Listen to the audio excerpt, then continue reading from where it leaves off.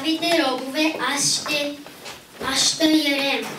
Георги Бенковски е роден в Копривщица на 21 септември 1843 година.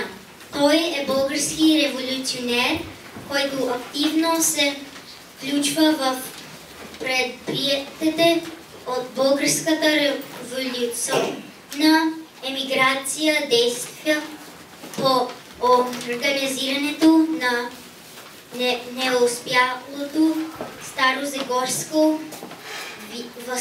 въстание през 1875 година.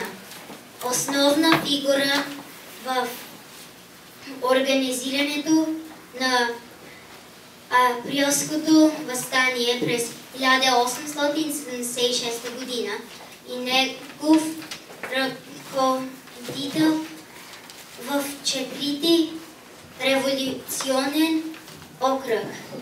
По-късно жестокото му потушаване довежда до обявяване на руско-турската освободителна война, както и до смъртта му.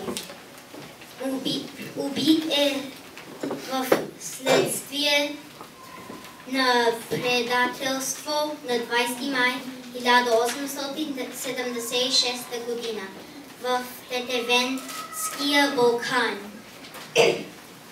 Кого ли боли нашата рана, когато ние помежду си не се потрудим да й намерим лекът?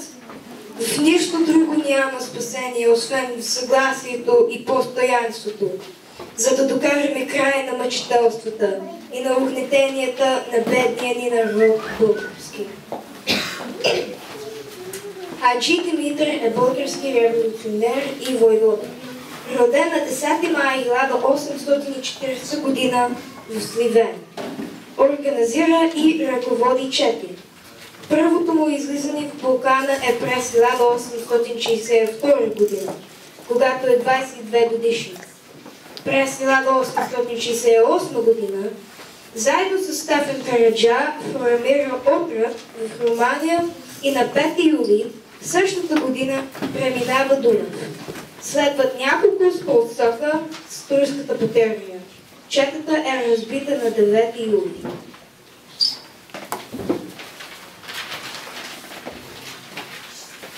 Стефан Караджа е заловен, а Хаджи Димитър и още 58 четника се придвижват към Балкана. Седмица по-късно на връх Бузлуджа в Чипчинската планина е последното сражение. Хаджи Димитър е тежко ранен и на 10 август 1868 година умира от раните си. Войводата е едва на 28 години. Дружина тръгва, отива. Пътят е страшен, но славен. Аз мога млад да загина, но стига ми тая награда да каже някога народа. Умря си го махат за правда и за свобода. Христо Ботев Петков, известен като Христо Ботев, е роден на 6 януари 1848 година в Калофер. Български народен герой, национален герой, революционер, поет и публицист. Като национален революционер Ботев се явява продължител на делото на Георги Раковски и Васил Левски. Литературното и публицистично наследство, което ни оставя, не е голям по обем, но по своите художествени достоинства то бележи върха не само в възрожденската, но и изобщо в цялостното развитие на българската литература. Ботев загива в сражение хронизъм от Куршум на 1 януари 1876 година в Врачанския Балкан.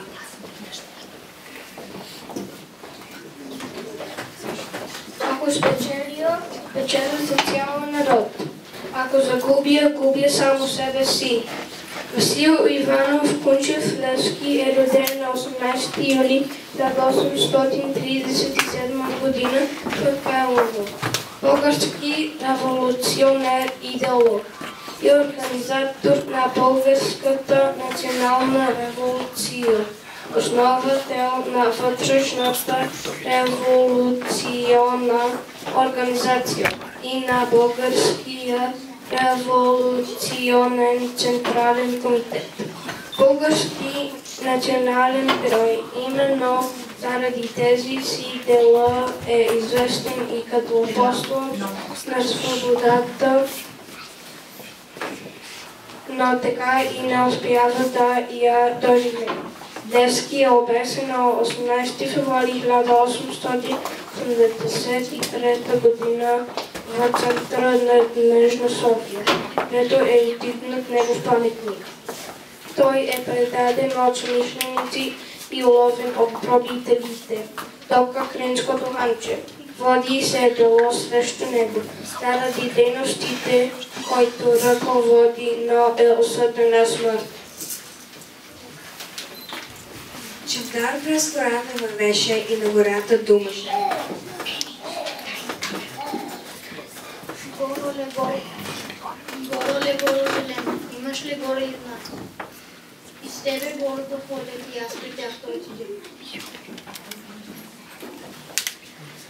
Гората мълчи, не казва. Водата почти не чува. Най се обади Славейчи, то на Чавдаро думаше. Чавдар бе младо юначе, чело тук замина, бащата с вярната измина. Замина и за себе викаше. Къде е Чавдар да дойде? Дружина да ме поведе, паряка да ме развее. Георги Луховски, Илио Войвода, Любен Каравелов, Филип Тотио, Райна Княгиня, Стефан Караджа.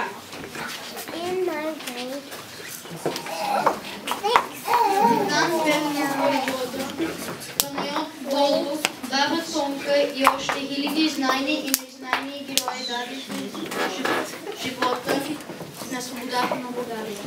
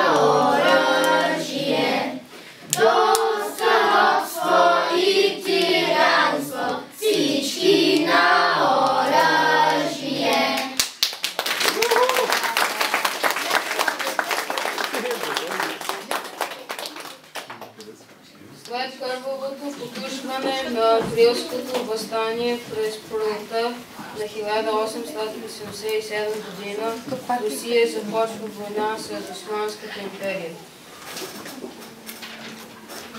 Хиляди българи се включват в боевете.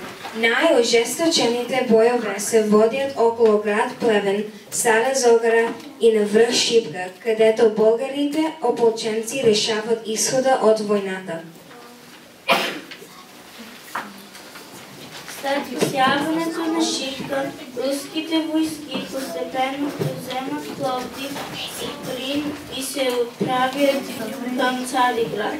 Това принуждава Османската империя да капитулира изолира и да сключи примирие.